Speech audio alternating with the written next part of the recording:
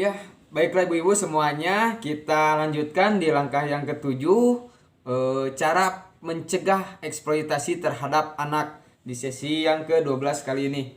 Langsung saja ibu, kita diskusikan cara mencegah eksploitasi terhadap anak dengan permainan ya bu, dengan permainan bendera. Nah di sini saya membawa banyak bendera, saya akan bagikan semuanya ibu-ibu. Di sini akan saya bagi dua bendera masing-masing. Berbeda warna ya bu, ada bendera warna merah dan warna biru. Nah oke, saya bagikan terlebih dahulu ya bu. Coba estafetkan ibu-ibu semuanya. Udah ya, kebagian semuanya. Oke, di sini ibu boleh kita membuka buku pintarnya di halaman 49. Nah di situ ada aturan mainnya. Nah, saya akan jelaskan terlebih dahulu tentang cara bermainnya. Di situ bisa sama-sama kita lihat cara mencegah eksploitasi atau bukan eksploitasi. Nah, di situ ada beberapa pernyataan ya, Bu. Nah, kemudian ada jawabannya. Jawabannya ada setuju atau tidak setuju, disesuaikan dengan pernyataan. Nah, nanti saya akan membacakan beberapa pernyataan di situ, kemudian ibu menjawabnya tidak menggunakan bibir ya, tidak bicara atau tidak menyebutkan setuju, tidak setuju, bukan seperti itu, tapi mengangkat bendera. Nah kita sepakati bersama bahwa ibu-ibu kalau tidak setuju mengangkat bendera warna apa? Oh biru. Oke, kalau setuju mengangkat warna biru. Kalau tidak setuju mengangkat warna merah. Sepakat ya bersama ya? Oke, siap. Fokus ya Ibu. Semuanya saya akan membacakan beberapa saja pernyataan yang ada di buku pintar. Ini saya contohkan dulu. Menjual bayi, misalkan langsung angkat benderanya ya. Misalkan itu jawabannya tidak setuju, berarti bendera warna biru. Oke. Fokus ya ibu-ibu, harap tenang. Dengarkan apa yang saya bicarakan. Menyuruh anak bekerja di tempat hiburan malam. Angkat semuanya benderanya. Stop dulu ya bu, jangan dikebawahkan dulu. Saya lihat dulu benderanya. Tadi saya pernyataannya menyuruh anak bekerja di tempat hiburan malam. Nah, bendera yang diangkat sama ibu-ibu semua kompak ya warna merah, artinya itu jawabannya tidak setuju. Oke, lanjut ya bu ya. Membuat akte kelahiran untuk anak. Oh ibu tadi agak ada yang ragu ya, mau ngangkat bendera merah atau biru. Fokus ya ibu, stop dulu, jangan dikebawahkan dulu. Di sini semuanya warnanya biru, artinya jawabannya setuju membuat akta kelahiran untuk anak. Nah, terakhir bu, fokus ya bu. Memberikan waktu istirahat yang cukup untuk anak. Oke, stop. Nah, di sini ada yang berbeda nih. Ibu Indriani mengangkat benderanya warna merah dan Ibu Desi bendera warna biru. Yang tadi saya sebutkan memberikan waktu istirahat yang cukup untuk anak. Kenapa Ibu Indriani mengangkat bendera warna merah? Tidak setuju. Berarti jawaban Ibu Indriani itu kurang tepat. Berarti Ibu Indriani itu tidak fokus terhadap pernyataan yang saya bacakan. Memberikan waktu istirahat yang cukup untuk anak, bukan membiarkan anak atau menyuruh anak istirahat terus ya Ibu. Nah, Ibu Desi betul mengangkat warna biru. Kemudian ya ibu-ibu semuanya sudah saya bacakan ya pernyataannya.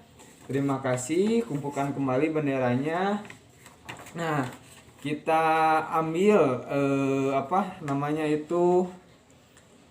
hikmah atau kesimpulan dari permainan bendera tersebut tentang cara mencegah eksploitasi terhadap anak. Nah, dari situ kita belajar bersama bahwa salah satu beberapa pernyataan atau tindakan yang mengakibatkan eksploitasi terhadap anak itu harus kita cegah. Misalnya tadi disebutkan membuat akte kelahiran itu adalah bukan eksploitasi, berarti harus dilakukan. Kalau misalkan menyuruh anak untuk bekerja dan mengganggu waktu bermain dan belajarnya, itu adalah satu tindakan eksploitasi. Nah, kita lanjutkan Ibu untuk mempelajari cara-cara orang tua mencegah eksploitasi terhadap anak di buku pintar. Selanjutnya buka halaman 50. Nah, di sini juga dijelaskan, Bu, saya bawa tempelkan flip chart di sesi yang ke-12 ini. Di flip chart yang ke-7 ada 16 poin, kita diskusikan bersama-sama ya Bu. Saya jelaskan sedikit, ibu-ibu boleh kalau tidak kurang jelas di flip chart ini boleh buka buku pintarnya tadi di halaman 50. Yang pertama yaitu mengupayakan anak tetap sekolah. Nah, kenapa Ibu harus tetap sekolah? Karena kalau tidak menyekolahkan anak, itu salah satunya eksploitasi terhadap anak. Makanya anak kita harus tetap sekolah, kalau bisa sampai jenjang yang lebih tinggi agar menjadi aset keluarga Ibu. Nah, yang kedua, tidak menyuruh bekerja yang mengganggu kegiatan bermain dan belajar. Nah, contohnya Ibu ya, mengganggu kegiatan bermain dan belajar sehingga anak itu disuruh untuk bekerja. Contohnya seperti ini di lingkungan saya, tetangga saya ada. Karena itu anaknya itu masih usia sekolah SD kalau nggak salah, tiap pagi itu memungut barang bekas atau rongsokan. Nah, itu salah satu eksploitasi terhadap anak. Ketika saya telusuri, ternyata dia itu tinggalnya bersama ibu sambungnya atau ibu tirinya.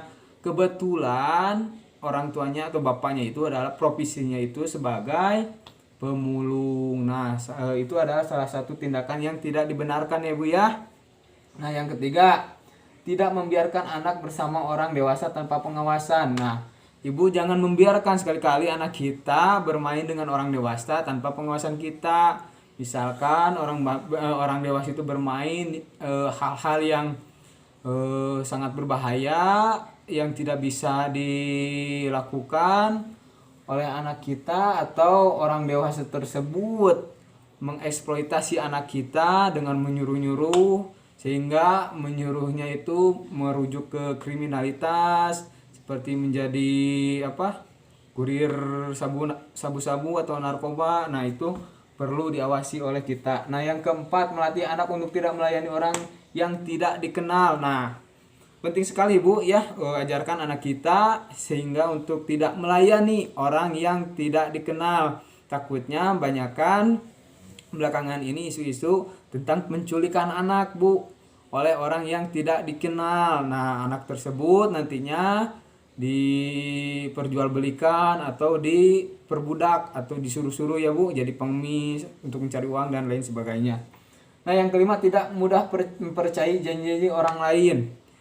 Nah, itu berkaitan dengan orang yang tidak dikenal tadi ya Bu. Misalkan memberikan janji, misalkan dek sini dek ikut sama om, nanti dikasih es krim atau permen. Nah, jangan sekali-kali mempercayai janji-janji orang lain, takutnya berbohong sehingga anak kita terjerumus dalam eksploitasi anak. Bu-ibu semuanya, yang selanjutnya, yang kelima, memberitahu anak waspada pada iming-iming pekerjaan dan gaji besar di kota. Nah, salah satu contohnya seperti ini Bu. Ada temennya atau siapa yang mengajak bekerja di kota dengan iming-iming gaji besar. Anak kita berangkat, ternyata di kota itu anak kita bekerja sebagai wanita penghibur. Nah, seperti itu. Jadi waspada terhadap iming-iming pekerjaan gaji besar di kota. Nah, yang kemudian yang ketujuh, tidak menikahkan anak sebelum usia 18 tahun. Karena Ibu tadi dijelaskan di sesi sebelumnya, di sesi 11, bahwa seseorang yang masih di bawah usia 18 tahun adalah seorang anak masih dalam usia belajar atau usia sekolah. Jadi tidak boleh dinikahkan karena dapat mengganggu secara mentalitas, belum siap, dan secara fisik, secara sistem reproduksinya itu kalau untuk perempuan itu belum siap, belum sempurna. Nah seperti itu. Karena menikah itu ibu-ibu ya harus siap lahir dan batinnya. Nah yang kemudian yang ke berapa ini? Yang ke-8, tidak membiarkan anak bermain dengan HP, internet tanpa pengawasan. Nah karena di era modern ini ya ibu-ibu, di era digitalisasi atau modern lah, sekarang semua orang mempunyai HP. Kita harus mengawasi anak-anak kita dengan pengawasan yang ekstra, karena HP internet itu kadang-kadang disalahgunakan Bu untuk bermain game hingga lupa dengan belajarnya. Anak-anak itu lupa belajar, atau dengan membuka, mohon maaf ya, video-video yang tidak senonoh yang dilakukan oleh anak-anak. Maka dari itu perlu pengawasan yang ketat oleh orang tua. Yang ke-9, menanyakan kepada anak tentang kegiatan yang dilakukan dan dia alami.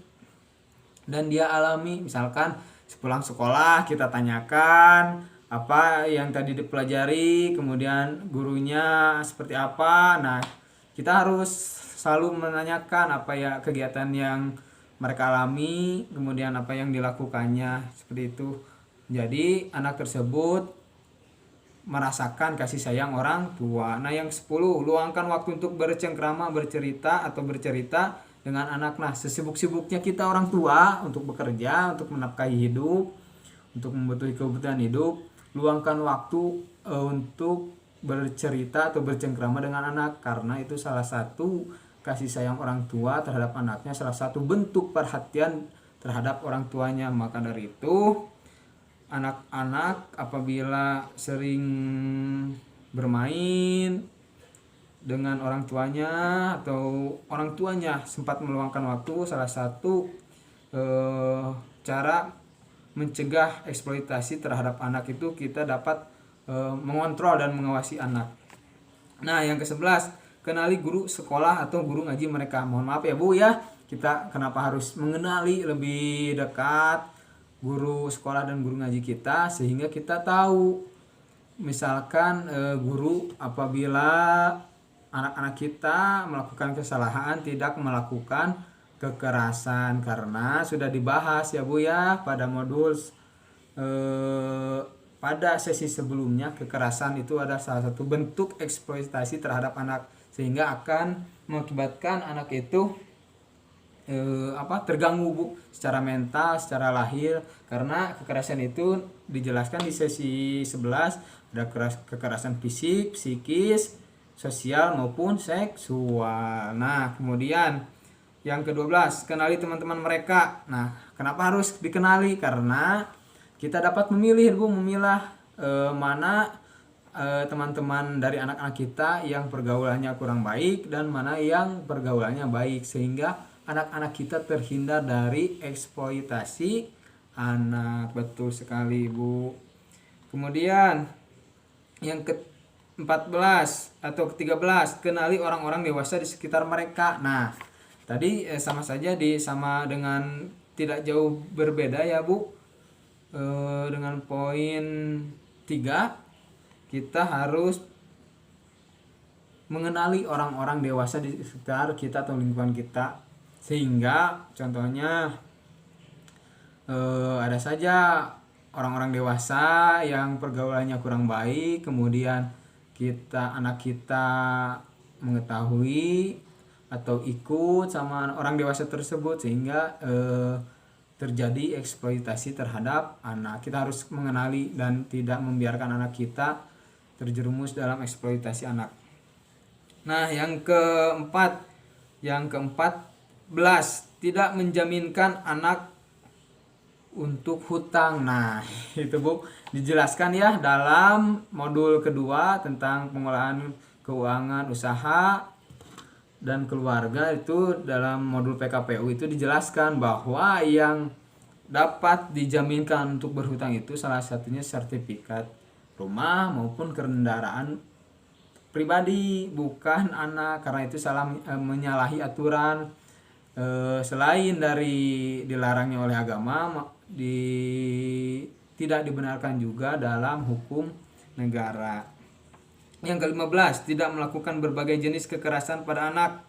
Nah, tadi sudah dijelaskan sedikit ya Bu, tidak melakukan berbagai jenis kekerasan, karena kekerasan itu menyangkut kekerasan fisik, psikis, kemudian apalagi sosial dan seksual, karena itu salah satu eksploitasi terhadap anak. Anak akan menderita atau menjadi pemarah atau cedera fisik dan lain sebagainya. Yang terakhir, membuatkan akta kelahiran untuk anak. Nah, ini penting sekali ya Bu ya, cara mencegah eksploitasi terhadap anak. Selain pembuatan akte ini, pentingnya agar anak kita mendapatkan pelayanan dari pelayanan kesehatan, pendidikan dan lain sebagainya, sosial dan lain sebagainya, sehingga secara administrasi anak kita teratur, diakui negara dan diakui oleh keluarganya. Terima kasih. Assalamualaikum warahmatullahi wabarakatuh.